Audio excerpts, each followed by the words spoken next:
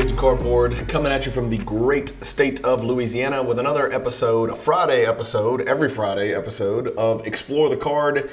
This is episode number 61. Today we are talking about not the original, but the 1993 Beam team that you can see on your screen. It's a beautiful card. It's an interesting card. It's pretty elusive in high grade, and we're going to talk through where the card came from, the history of the card, the history of the pricing of the card, the aesthetics of the card, some other comparable cards. We're going to talk about the availability of the card. This is what we do on these Friday episodes. If this is your first time watching one of these, I have good news and bad news.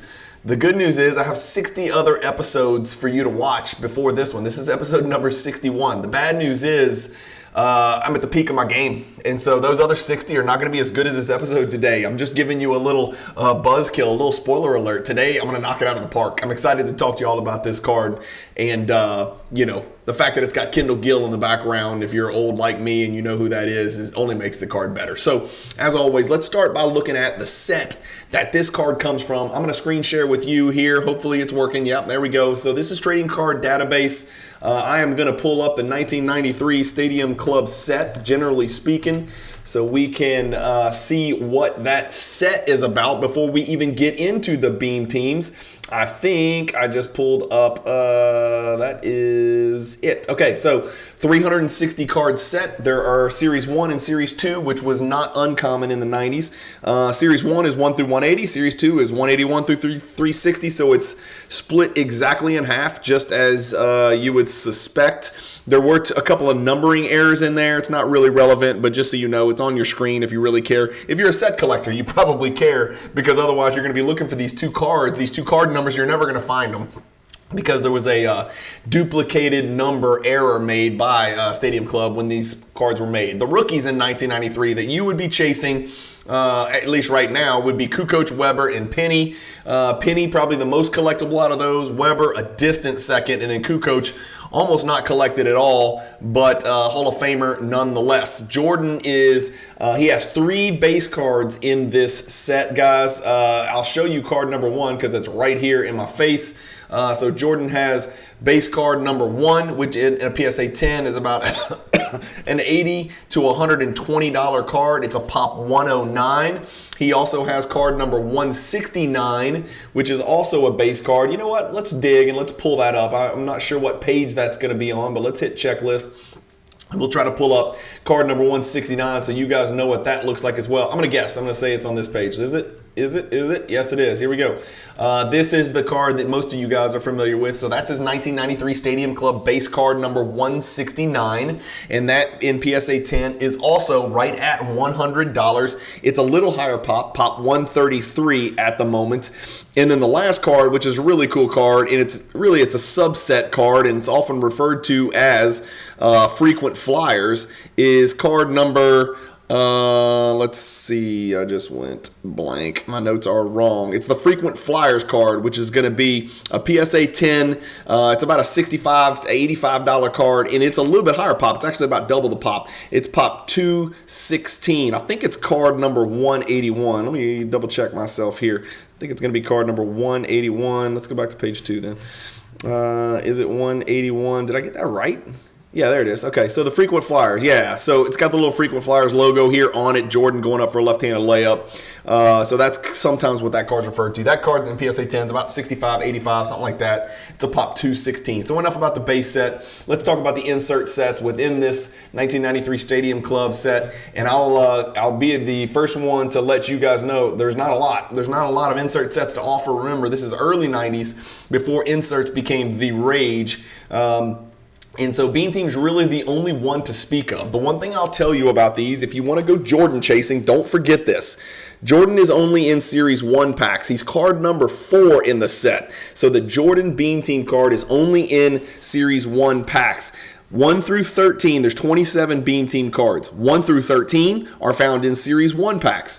14 through 27 are found in Series 2 packs. Let's pull up the Beam Team and take a little bit closer look. Here's the 27 folks that are located in this Beam Team insert set. 14 of the 27 are Hall of Famers. And so even in Louisiana, that's one more than half, a little bit more than half. It's actually half more than half. but you can't have half a card. So 51.8% is the Hall of Fame rate for the constituent players within the Beam Team set in 1993. As far as imposters go, remember, we're always looking for imposters because that factors into whether you want to collect the set or not. Even though it features Jordan, you want to make sure you're collecting, sets that are going to have some lasting meaning. This set, believe it or not, I'm going to call these guys imposters, but at the time, I can see how people would have been enthralled and enraptured by their playing ability. So, LaFonso Ellis, Bobby Hurley, but not for a terrible car accident. Isaiah J.R. Ryder of famous East Bay Funk Dunk fame. Ken Norman for the Bucks is by far the biggest imposter on this list. Danny Manning, the National College Player of the Year, and then Calbert Chaney, who also might have been the National College Player of the Year. I'm not really sure, but that's your imposter list. LaFonso, Bobby Hurley, J.R. Ryder, Ken Norman, Danny Manning, and Calbert Chaney.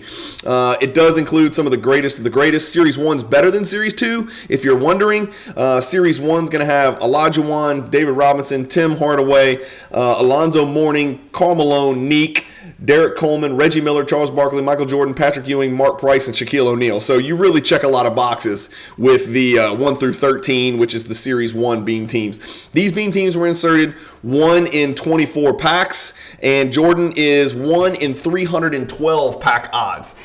Don't get this one twisted. Normally what you do with insert sets is you take the total number of insert set players, which is 27, and you multiply it by the pack odds, which is 24, but that is not the formula for this one, even in Baton Rouge, Louisiana. Remember, Jordan's only Series 1, so you're going to add up the Series 1 players because you're not going to be opening up Series 2 packs, and so you don't need 27, you need the 13 Series 1 players, and then you multiply that by 24 packs, and that yields a 1 in 312 pack odds for the Jordan.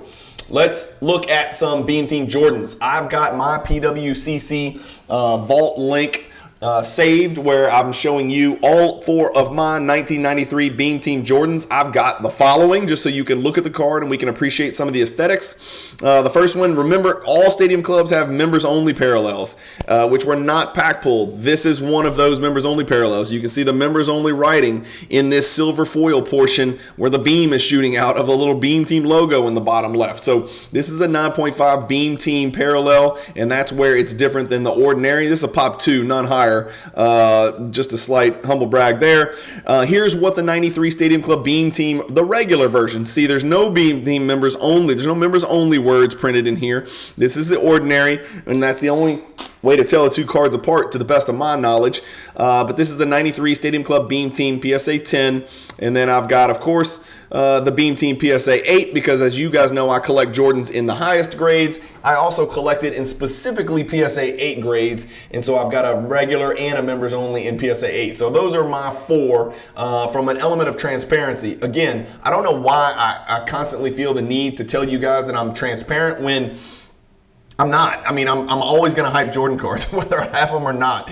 I'll hype the cards that I have. It doesn't matter. I'm not selling them. And I'll hype the cards I don't have, which I probably shouldn't do because I still need to buy them. But again, I don't think there's a sufficient number of eyes to where I can sort of sway the masses one way or another on pricing for these cards anyway. But to talk about the aesthetics of the card, let's go back real quick to the Beam Team PSA 10 mine so we can zoom in and everything. It's got the top Stadium Club, foil printed in the top right of the card. Of course, Jordan's dunking with his right hand. Kendall Gills knows better than to undercut MJ, so he's just kind of watching from a distance.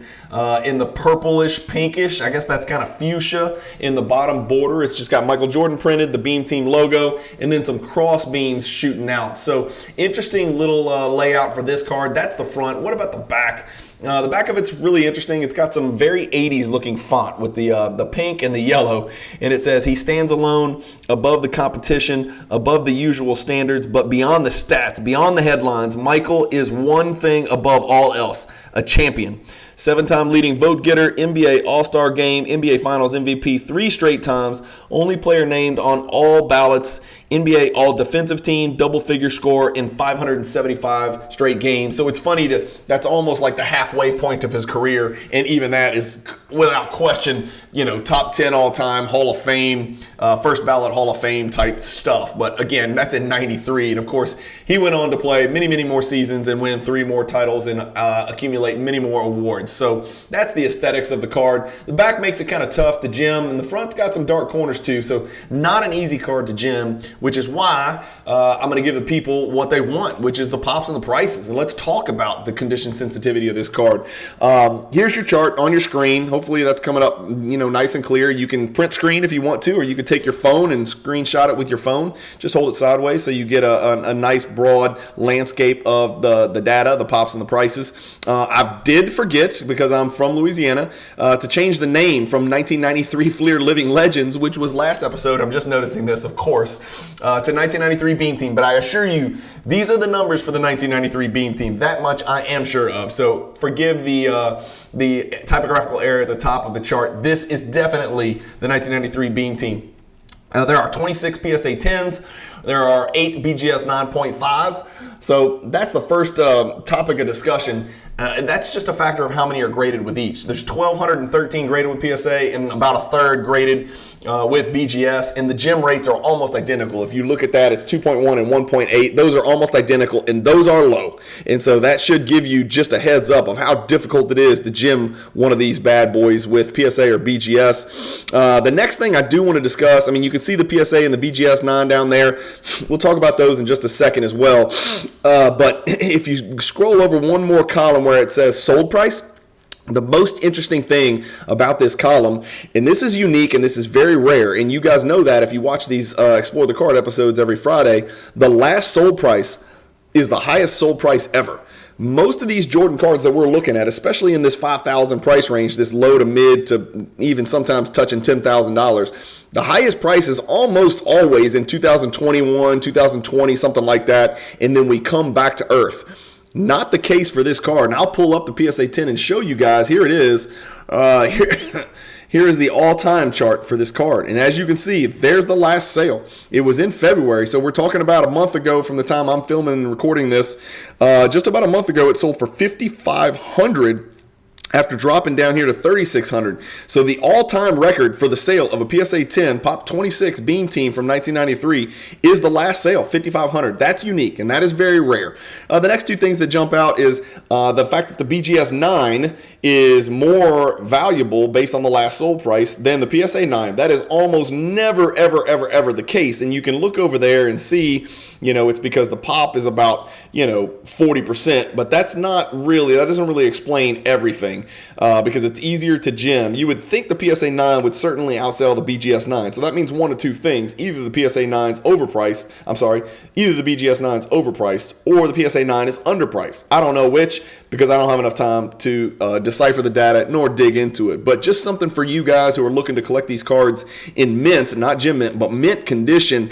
It'd be worth looking at the distinction in the price and the pop and the percentages and things like that with the PSA 9s and the BGS 9s. And again, not every sale is the same, so it could have been a superlative BGS 9 that sold that people think might cross to a 10. It could be a bad 9 that sold last from a seller that was not domestic USA with a low rating or just not a lot of feedback or bad feedback. Or there's all kinds of things that can factor into that. I don't have time in these videos, obviously, to go into all of the most recent sales and determine whether or not the comps are accurate. All I can do is purvey and survey and hand over and make data available to you. I'm sorry, I just can't go in there and say, here's why the BGS 9 outsold the PSA 9. But it's worth looking into. The next thing that stands out to me is that no BGS copy has sold in the last 6 months. That's really weird. No 9.5 has sold in the last 6 months. No BGS 9 has sold in the last 6 months. And there's 96 combined out there, BGS 9s and 9.5s.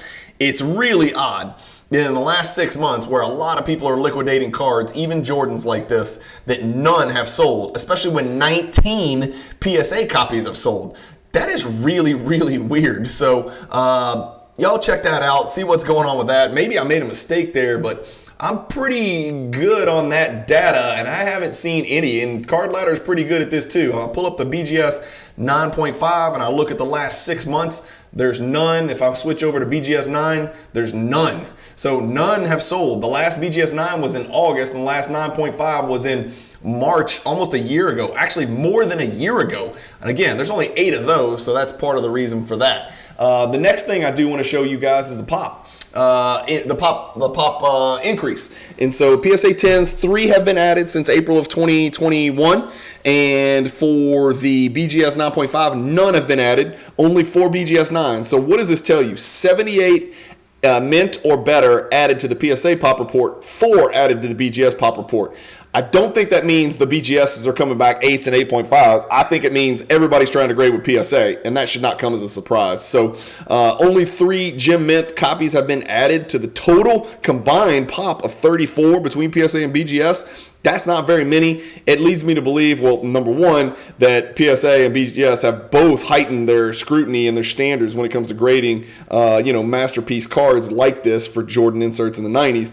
And it also makes me think that everybody is flooding PSA with cards more so than BGS. But again, that should not come as a surprise. There are no BGS 10s. There are no BGS 10 black labels. There are 34 combined gems between PSA and BGS. Only twice has a gem mint copy sold in the last 6 months amongst the 2 big grading companies, and both were PSA 10s. As we said, no BGS 9.5s. Next, we'd like to look at what happens on eBay. When we go on eBay and we type in 1993 Beam Team Jordan, I get 202 results. Take a deep breath. I'm not going to take you through 202 results on eBay. Number one, what the hell is this? A garage sale find where this guy's got who knows what next to his card. I don't know what that is, but here's a CSG 6. Anyway, I'm not going to scroll through, but remember, you're going to pull a lot of this card. This is not the card we're talking about today.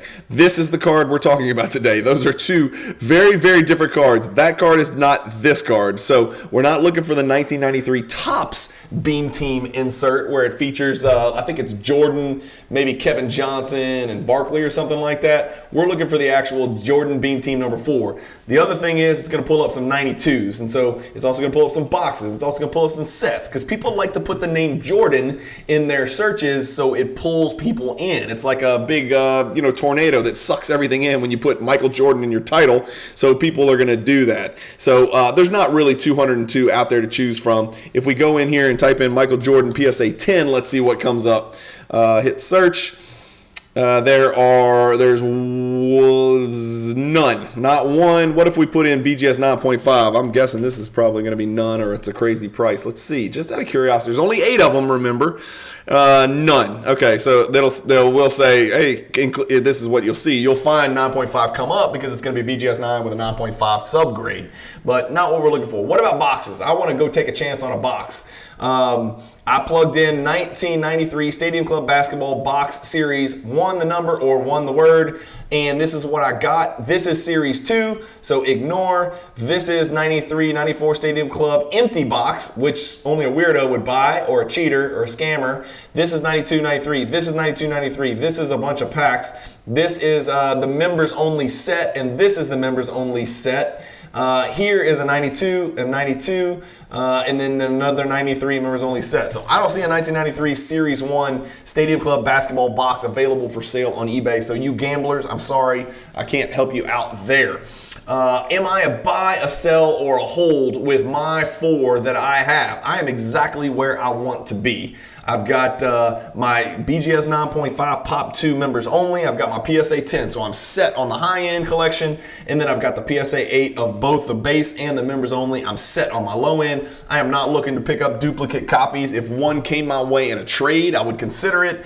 If one was drastically underpriced, I'd consider it. But I am not going on eBay or PWCC and searching and actively looking to add any more to my collection. So I am a pure hold. That's just me, my perspective for the Cajun Cardboard collection. Are these cards low, mid, high, or grail level? Remember, low level is 0 to 5,000. If we go back to our pops and prices table, again, ignore the living legends. I'm so embarrassed. It is a mid in the highest grade, PSA 10. It just tipped over the $5,000 mark, so the PSA 10 is a mid level. I wonder where the next BGS 9.5 sales price will be. Right now, it's low, and then, of course, these are just low to mid 3 figures for the mint copies in PSA and BGS. So mid, low, low, low in that order, top to bottom.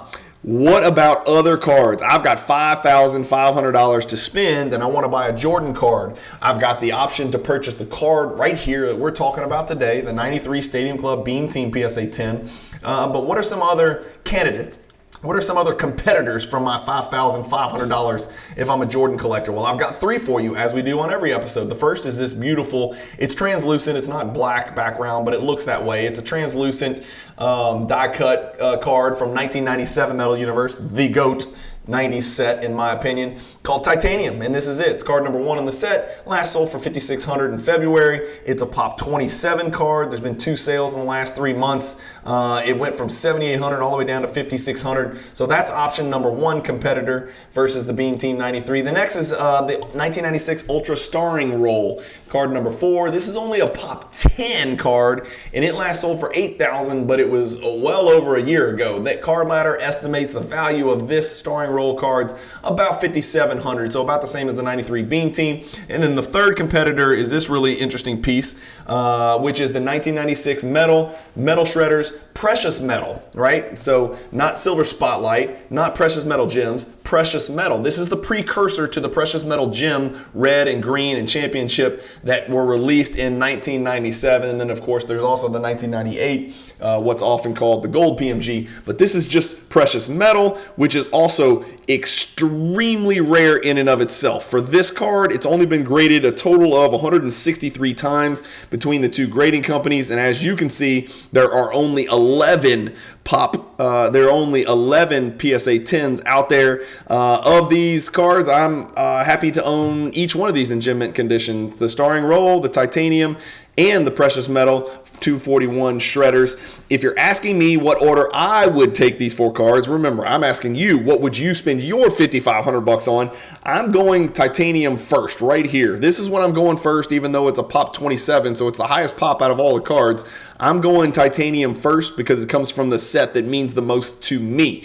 And I really like the aesthetics of the card a lot. Not that I don't like the others. Number 2, I'm going with the Precious Metals because it's rare upon rare, and it's the precursor, and it's from Metal, which is the next closest thing to Metal Universe, which is one of my favorite sets. So I'm going here second, and this is a subset card, and it's a parallel of a subset card. So normally, you know me, I'm going inserts over parallels, but this is the rare exception. And then third, I'm going with our card of the day, the 1993 Beam Team PSA 10, unquestionably. And then last, I go with Starring Roll because I'll be honest with you guys, I have this card in the PSA 10. I'm just not impressed with it. I just don't think it's the greatest card in the world. That's just me. I just don't think it looks as good as the other 3 cards that we just looked at. So that's my order. Titanium, Precious Metal Shredders, 93 Beam Team, and then this Starring Roll comes 4th. On the Cajun cardboard scale of Jordan card relevance, I give the 1993 Beam Team card of the day a 7 out of 10. It's not the original Beam Team. It's not the most expensive card. It does creep into that mid-level range, and it does have a relatively low pop of, what did we say, 26, I think. So a lot of things are pulling in favor of this card. I think it pulls it up to a 6.75, which I round up to a 7 out of 10. Let me know what you think. Where would you rank this card on a scale of 1 to 10? Let me know if you have a copy of this card. Let me know if you're looking for a copy of this card. Let me know what you think about this set, what you think about this card. Let me know if I made any mistakes, because I'm not perfect, and I try to put these things together to help educate not only myself, but all of you guys that are watching. So if I get something wrong, I definitely want you to call me out on it. Just don't call me out on the title for this table, which I clearly left out and forgot to change because I was in a hurry to get this content out before Friday. So thank you guys for watching. Let me know if there's a card you'd like me to mention in episode number 62 of Explore the Card. Sometimes I take requests. I can't promise you I'm going to do whatever card it is you suggest. A lot depends on that. The popularity of the card, the pop of the card, the availability of the data of the card, the set it comes from, what I did last, what I'm doing next, stuff like that. But I do appreciate all the comments. I love the back and forth, right? I love the back and forth with you guys. I feel like I've got my Jordan Instagram group chat with a nice little intimate group of Jordan collectors where we discuss it all the time. And then I've got this channel, which I don't know how you guys feel, but I feel like this is a group in and of itself. And it feels like I've gotten to know many of you just on some of the exchanges and the messages and the comments that I read. And I see some of you guys consistently watching these Explore the Card episodes on Friday, which is why I keep doing them. Again, I'm not doing it to get paid. I'm not doing it for fame and fortune because I'm getting neither. I'm doing it because I learn a shitload every time I do one of these. And I get so much positive feedback from you guys in the comments and in the messages that come to me on Instagram or email or whatever. And I really do appreciate all of you out there who have subscribed to the channel. If you're still watching this episode and you haven't subscribed to the channel, do me a favor, please hit the subscribe button. It really helps me with YouTube. One day, the goal is, right now I'm working for free, but the goal one day is to buy an island. We've talked about it. I'm going to name it Jordan Island, and I'm going to take my family there, and I'm just going to create Jordan content and buy and sell Jordan cards. And so that's the plan, and YouTube's going to take me to the island. I'm not sure where it's going to be, the Pacific, the Atlantic. I even heard that they renamed it, and now there's 5 oceans. There's an ocean called Subarctic, and so I don't know if that's true or not. Let me know if you've got a kid that's in middle school. They're doing a bunch of stupid crap educating kids in middle school now, but I think they actually changed it from 4 oceans to 5, which sounds preposterous. I didn't think you could do things like that, but maybe I'm wrong. They got rid of a planet. I think they got rid of Pluto or something like that. Maybe I'm crazy on that too, but I think one of my kids told me that Pluto is no longer a planet. It's like a star or a rock or something. So who knows what's going to come next. That's why I homeschool my kids. Anyway, thank you guys for watching. Keep collecting. Stay positive in the hobby. And let me get you on screen first. And peace.